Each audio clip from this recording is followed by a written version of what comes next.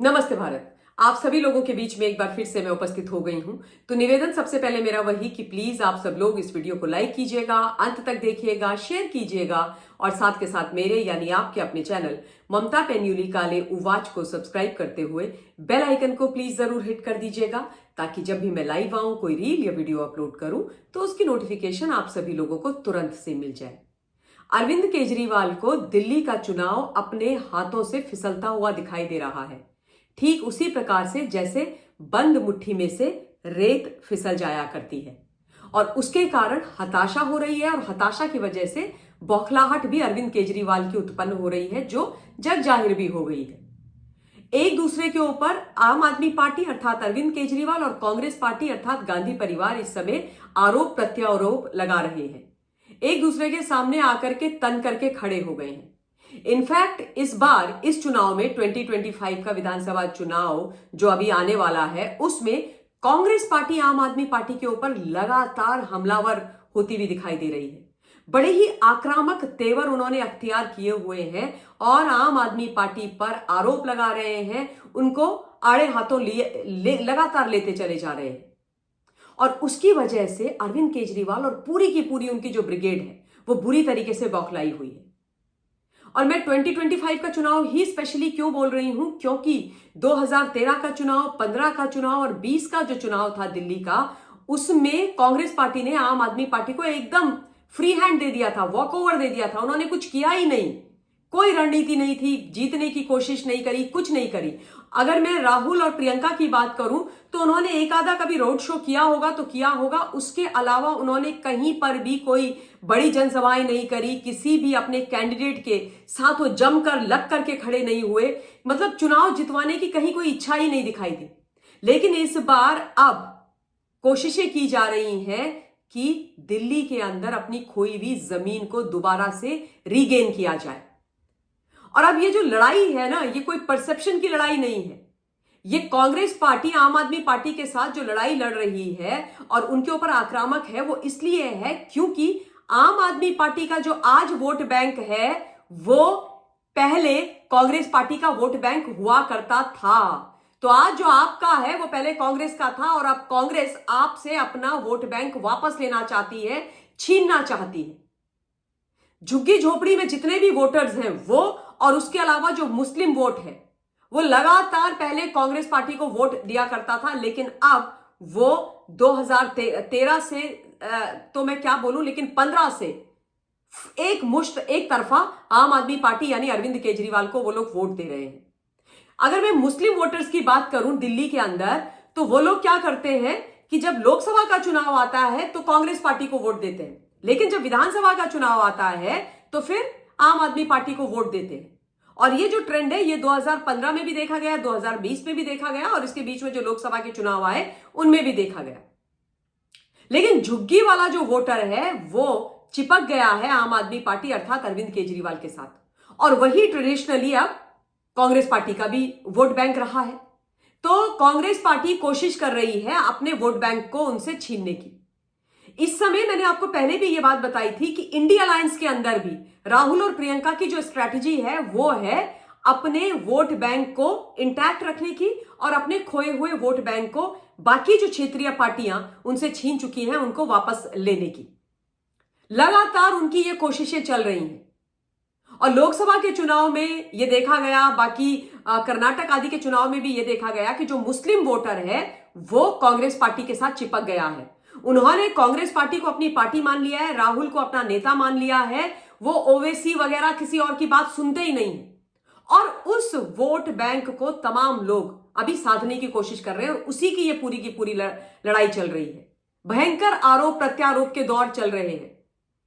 काफी सारे जो आरोप है वो तो मैं ऑलरेडी आप लोगों को बता चुकी हूं, कल के लाइव में भी मैंने काफी चीजें कवर कर ली थी, इसलिए उनको मैं यहां पर इस वीडियो के अंदर नहीं दोहराऊंगी। अगर आपको वो सुनना है तो आप कल शाम को जो मैंने लाइव किया है प्लीज उसको जरूर सुनिएगा।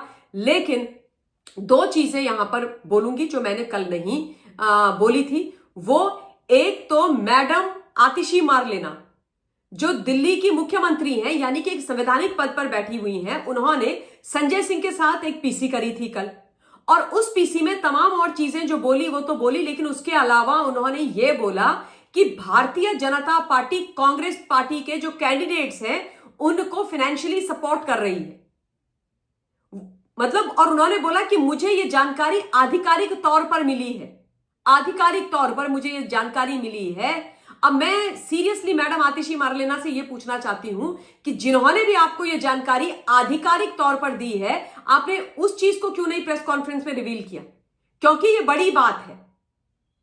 और ये जो पूरी बात अगर देखी जाए, आतिशी मारलेना का जो ये पूरा स्टेटमेंट है, ये भारतीय जनता पार्टी के खिलाफ कम और कांग्रेस के खिलाफ ज्यादा है।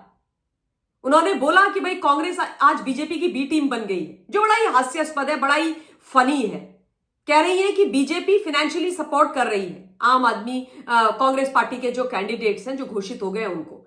अभी तक 70 में से टोटल 47 कैंडिडेट्स कांग्रेस पार्टी घोषित कर चुकी है, 2 अपनी लिस्ट वो लोग निकाल चुके हैं।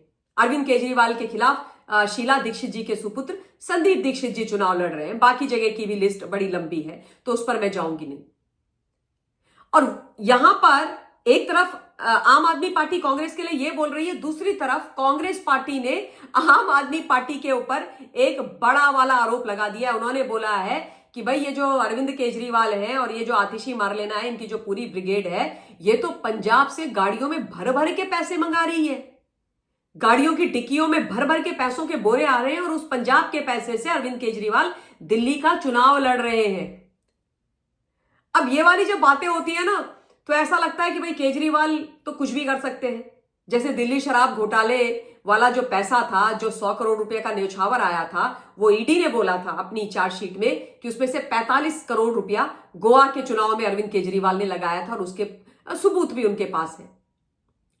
तो अब ये जो आरोप और प्रत्यारोप है, ये बड़े सीरियस है। और इस समय जब ये पूरी समीकरण बैठ रही है और कांग्रेस जिस तरीके से लगातार अग्रेसिवली इस चुनाव के अंदर अपनी हुकूमत जमाने की कोशिश कर रही है, उससे अरविंद केजरीवाल घबरा रहे हैं। क्योंकि अरविंद केजरीवाल को लग रहा है कि अब कांग्रेस पार्टी उनके लिए दिल्ली के अंदर वोट कटवा बन सकती है। और अगर वोट कटवा बनेगी तो फिर दिल्ली का चुनाव, जो पिछली 2 बार से क्या 3 बार से, आई वुड से इवन 2013 में 3 बार से आम आदमी पार्टी और भारतीय जनता पार्टी के बीच में हो रहा है, और 15 का और 20 का चुनाव तो अगर मैं ये बोलूं कि एक तरफा आम आदमी पार्टी की तरफ गया है, तो ये तो फैक्ट है, ये तो बोलने वाली बात है। तो ऐसा रहा है, अब वो चुनाव त्रिकोणीय होता हुआ दिखाई दे रहा है। और त्रिकोणीय यदि चुनाव होगा, अगर कांग्रेस पार्टी वोट कटवा बनती है आपके लिए, तो फिर अरविंद केजरीवाल को बहुत सारी सीट्स पर नुकसान होएगा। मिस्टर केजरीवाल की समीकरण दिल्ली के अंदर बिगड़ेंगी, जो वो चाहते नहीं है।